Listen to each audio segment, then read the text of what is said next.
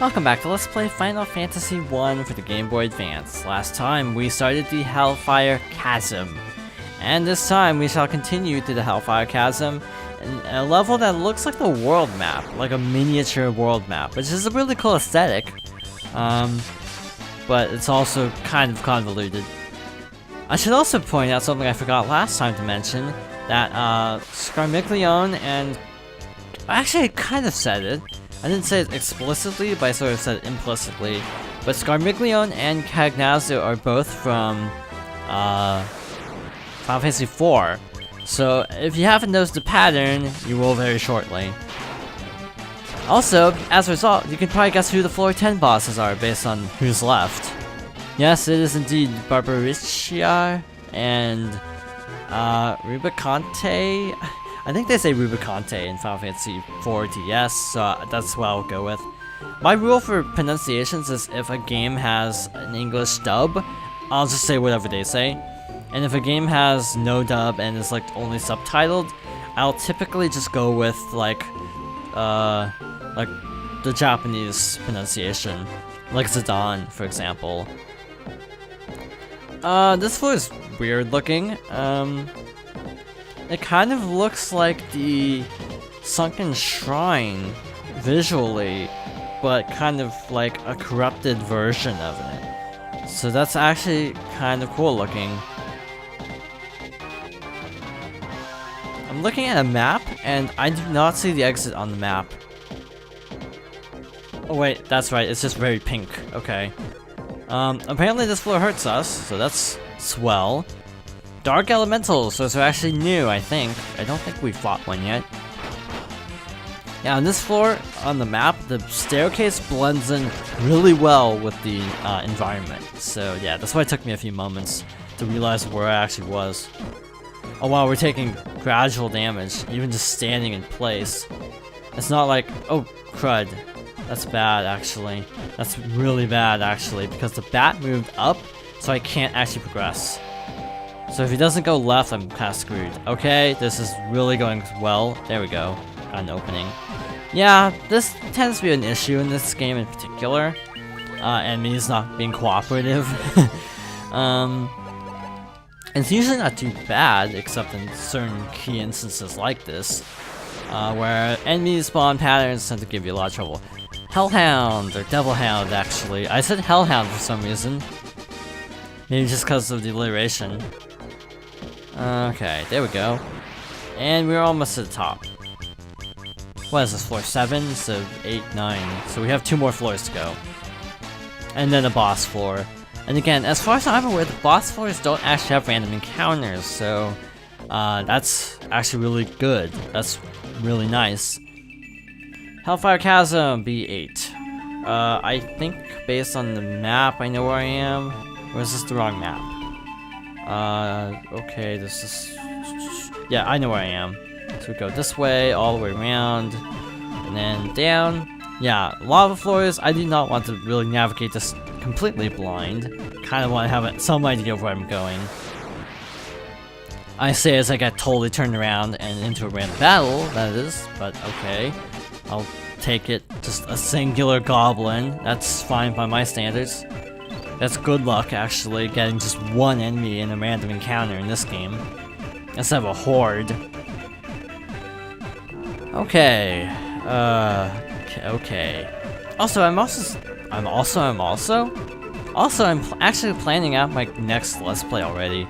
I haven't quite decided what it's gonna be yet, though. So I'm not really in a position where I can actually say what it's gonna be. But know that it's not going to be an RPG. It may be something like an RPG, but it's not going to be an RPG. So there's your hint for the episode. Is this the floor I think it is? Or is it this floor? It's this floor. Okay, actually that's really nice. The stairs are just up there. Okay, I know where I'm going now. Yeah, see, if I did this without a map, this would take forever. It's taking a while as is, but to be fair, we don't have a huge amount left of the dungeon, so I'm not really in a hurry. So, Yeah, your hint is it's not an RPG, but something kind of like an RPG, which is a weird hint. If anyone actually guesses it, I'll be very shocked. I'm actually pretty sure I mentioned it during a different Let's Play. Like, I mentioned wanting to play a particular game, franchise, but not really sure which entry I wanted to play. So, again, that's your second hint. Of course, that means I'd actually have to buy the game, so that's another problem. Because I don't actually currently own this game. I could buy it any time, but laziness. Okay. There we go. Hellfire Cavern B10. B10 is another one of those floors where you get 2 doors. I should not have healed yet. So, to reiterate, because I won't be showing both, if you go, let's see, there's like an east door and a west door apparently. Oh, actually I can see it. The west door you could briefly see to the side, but the west door is, Rubicante, and the east door is Barbaricia, I don't know how to say that.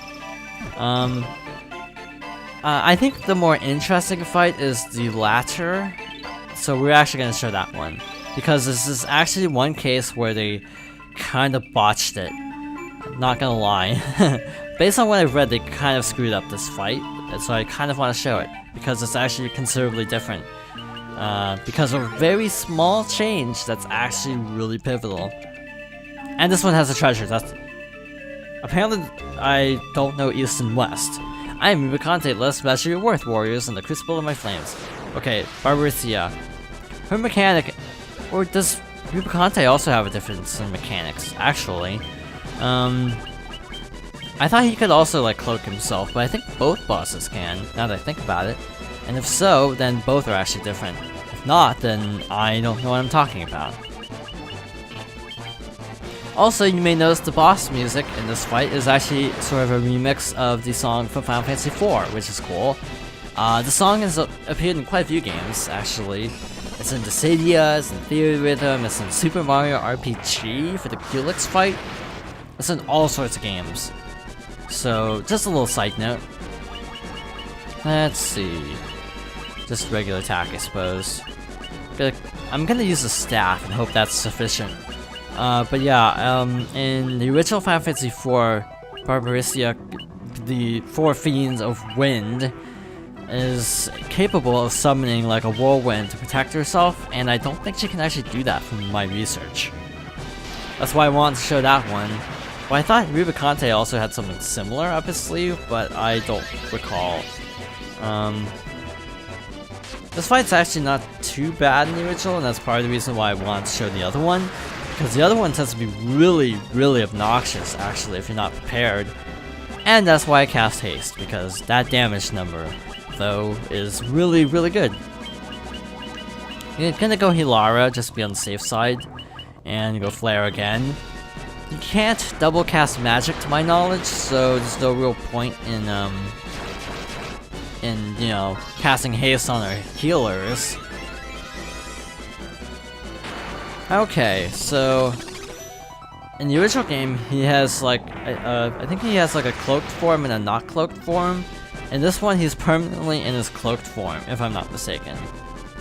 Even though his sprite looks more like the not cloaked form, it acts as the cloaked form because of certain attributes like not being being resistant to, like, I think ice. So I really need to play 4 again. I've been meaning to like buy the PSP version because I hear it's the best version, but I also really find the Vita is uncomfortable to play on after long periods of time because the buttons are so small. Like, I'm working on Persona 4 Golden. Actually, I think my Vita backlog is, like, rivals my Steam backlog for my biggest backlog. It is insane how many games I have on my Vita that I haven't actually finished. Got, like, Chrono Cross, Suikoden 2, you got, games like Persona 4 Golden, you got Final Fantasy X, 10-2 Last Mission, all sorts of games that I just haven't gotten around to. And it's not that I don't like the Vita, it's just I have so much to do in terms of Let's Playing that sometimes it's really hard to get around to actually playing games for fun anymore. I don't mean that to be like, oh, like I'm not enjoying this, because I am. I haven't played this game in forever, so it's cool actually experiencing it because it's like I'm playing it for the first time again, essentially. But again, it is a little bit like frustrating sometimes not being able to actually chip away at my backlog just because of recording stuff.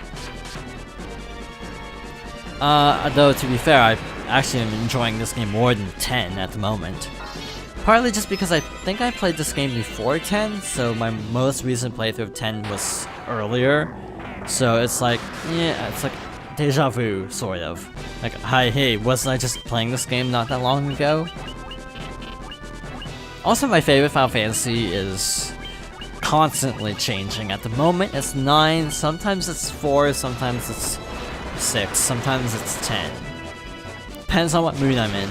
Right now I'm in the mood for 9 because I've been watching live streams of 9 and I've been sort of rediscovering the game.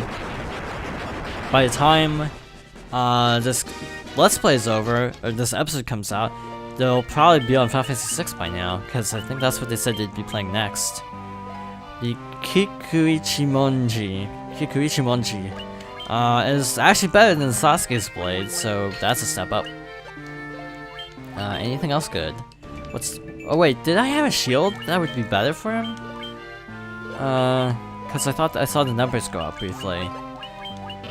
Apparently not, so, oh. Wow, okay, that's just evasion, that makes sense. Oh, accuracy is 255, that's, I think, max. I'm pretty sure your accuracy can't actually go any higher because of 256 usually being the limit in RPGs like this. A lot of times with old computers, what's the word? Like, counters can only go up to, like, 256. So that's why it's so easy to accidentally trigger an underflow, because it's a really small number. Okay, back on topic. The Lifespring Grotto is home to Final Fantasy V characters, including Gilgamesh, and a really tough dragon whose name is escaping me because I've never actually played Final Fantasy V. Shinryu, who this guy recommends being level 70 to fight? Okay, that's not good, right? Because we're only level 50. We're not even level 50, we're slightly under level 50. So, I'm not entirely sure how I'm gonna go about this. I could just do the final level and then do the others as a bonus. I think that would be the best course of action, so I think next time, if we're putting off the Lifespring Grotto, I think our next objective could either be the Chaos Shrine or the other dungeon. Because I've actually heard the 4th dungeon is really long, but it's actually a lot easier. Again, I don't know from experience if that's the case, but that's just what I've heard. That it is considerably easier. So yeah, that might actually... I'll have to decide off screen, but either way, it'll be one of the two. And also, this video is really short, I should point out, so, sorry about that. Okay. Also, if you couldn't guess, I think the last hidden dungeon has Final Fantasy VI bosses, but I'd have to actually look that up. And the name of the actual dungeon is escaping me right now, to be honest. But I think it's somewhere near the river, if I'm not mistaken. I think it's somewhere kind of in this area, because I was specifically reading that you need the canoe to actually get there. So I'm not entirely sure where the entrance is. If I do it next time, I'll... Wow, you can actually land right there. It's probably this, actually. This is probably the hidden dungeon. Probably. Now I'm curious, actually. I'm actually just gonna check that real quick, because I'm here. I'm not used to this world map speed after all the other stuff, though. A little bit awkward. Like, okay, this is really slow compared to how it was just a moment ago. Let's see. I'm looking up the name of it. The Whisperwind Cove. It is located to the north of Crescent Lake near the Cavern of Ice, so I think we're in the right place. So yes, bosses from Final Fantasy VI. So that's gonna be scary. But again, I mentioned 6, right? So that's cool. Oh, snap, that guy. Huh.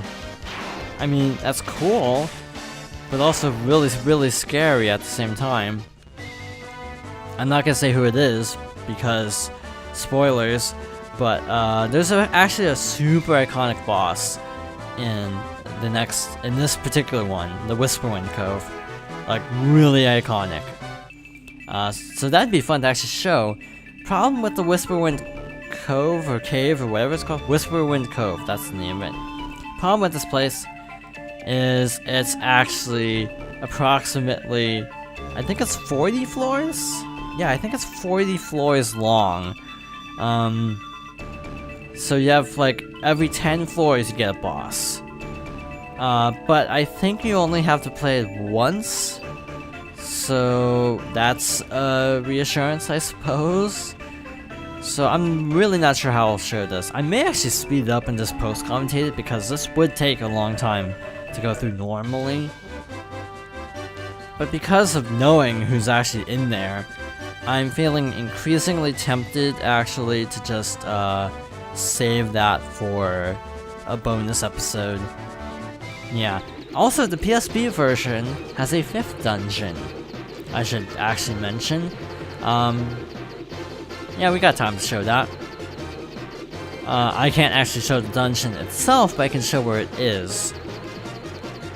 Now, I'm going off of a wiki, so I may not be completely accurate here, but according to the wiki, if you beat all four fiends, you can actually find a mysterious guy, and if you talk to him, he'll warp you to a hidden dungeon with the game's ultimate super boss. So that's cool, but I can't show that because this is the GBA version. So I'll just go over that a little bit now. So the largest dungeon is the Labyrinth of Time, sort of a more puzzle-oriented one, like Labyrinth kind of implies that, I suppose. This is unlockable in the PSP and iPhone versions, actually. Let's see. Yep, this is how you activate it. You talk to someone near the center of town, I think. And then, I guess, in the Chaos Shrine, you can actually find the location of the dungeon. If you go all the way to the bottom... How many floors is this place? It doesn't actually say. Huh. Let's see. You have all sorts of, like, really bad stuff happen if you mess up a puzzle, apparently. Notably, I think this level may also reset your levels as well. I'm not 100% sure on that, but I seem to recall reading something in passing about your levels sort of being reset before you enter, but that I may be misremembering and thinking of a different level.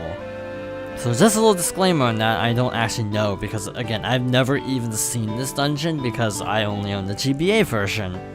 But the boss of this is named Chronodia, which is kind of nice because, you know, time.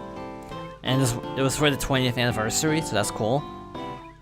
But she, I think, is sort of... Oh yeah, and there are 8 versions of her, so I think you may have to fight her 8 times. So that's fun. And she's sort of like a combination of the previous bosses, if I'm not mistaken. But in any case, that's all for now. So next time, I think we're actually going to start the final dungeon and then worry about the other dungeons later. So, thank you for watching, and I hope you join me next time for more Final Fantasy 1.